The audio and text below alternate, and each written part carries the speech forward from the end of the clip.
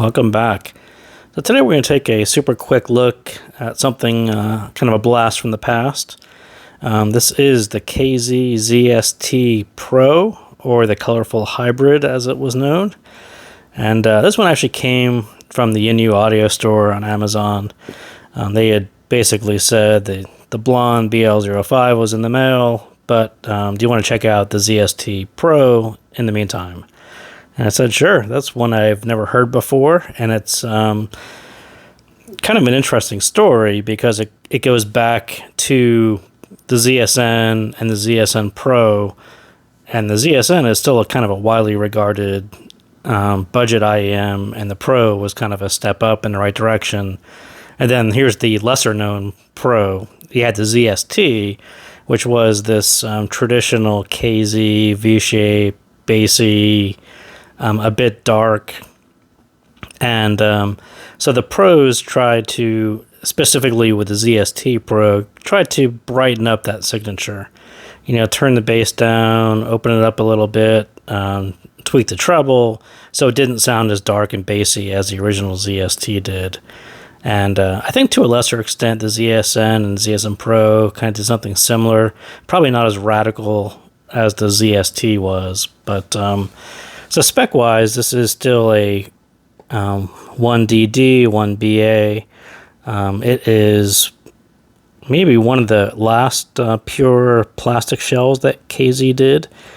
And if you happen to buy this one, I know you're really itching to buying this one on the NU Audio Store on Amazon. It actually comes with the pink gold cable, which was, I don't know if they all did. I just noticed that it was in the ad, and I was a bit shocked when I actually got it, that what was in the ad actually matched what was in the box, and it actually shipped with the pink gold, because I thought the pink gold cable only came with, maybe it was the ZSN purple version. So maybe they thought, well, it's a purple version, this is the colorful version, we'll throw in the nicer cable. So this is the pink gold with the microphone cable, which you could probably find in some of my other videos.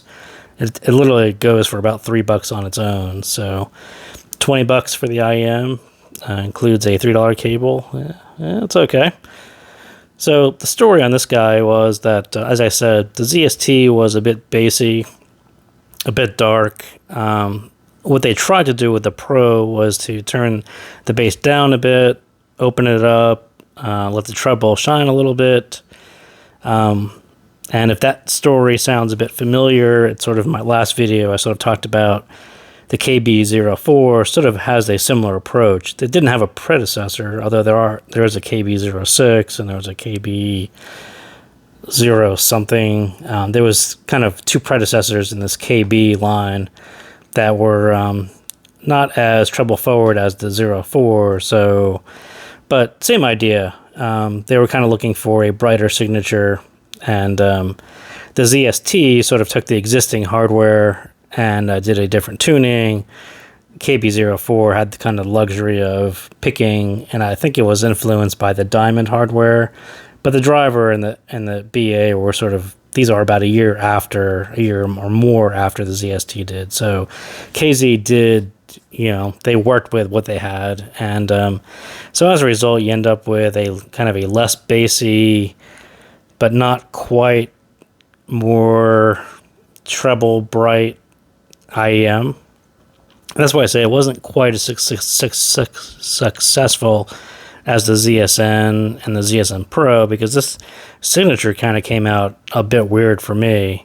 You end up with a little less bass, and it's not a ton less bass, but like when I said the KB04 doesn't quite rumble, this guy actually still rumbles, and you still end up with kind of a full note weight, because there's enough mid-bass bleed there where it's kind of a full sound. You don't get a leaner sound like you do in the 04. You end up with kind of a full sound.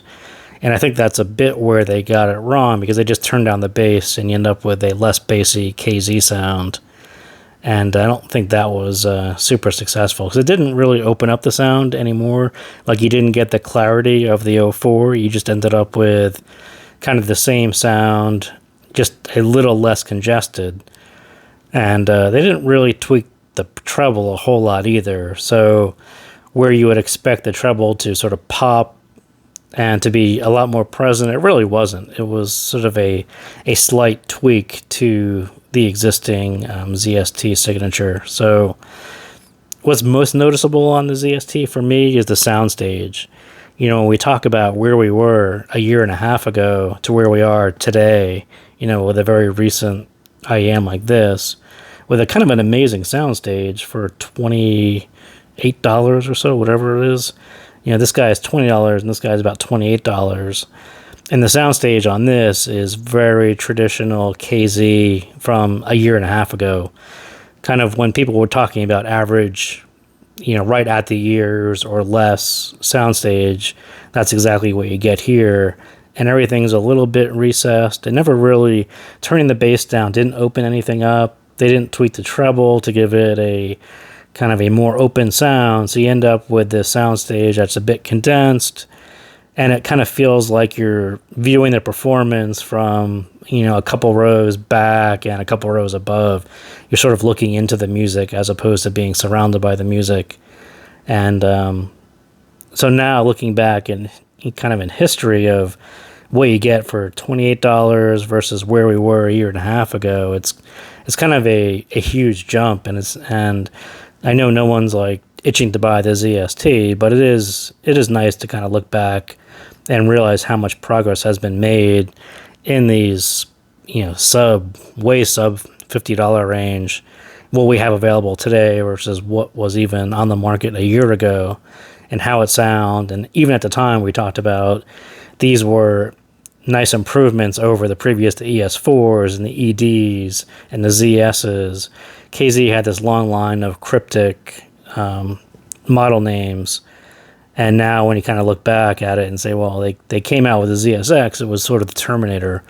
It sort of wiped away all these previous models that they had and said, this is sort of the standard going forward. And I think they were pretty successful in that. And but at the same time, I still kind of fascinated. Here's a model that came out, not too many people bought it. KZ tried to do something cool with it. Make it purple. We'll call it colorful.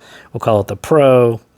But it's kind of a footnote in history compared to what happened with the ZSN Pro, the ZS10, and the Pro, and then ultimately the ZSX. So if you're in the United States, I hope you are enjoying your Memorial Day weekend with some time off, hopefully, spend with some family and friends.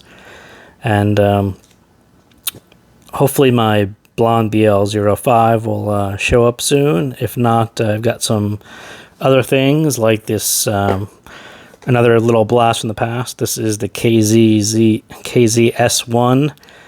This is actually the hybrid version. I had the dynamic driver version, so I was actually curious to get the hybrid version.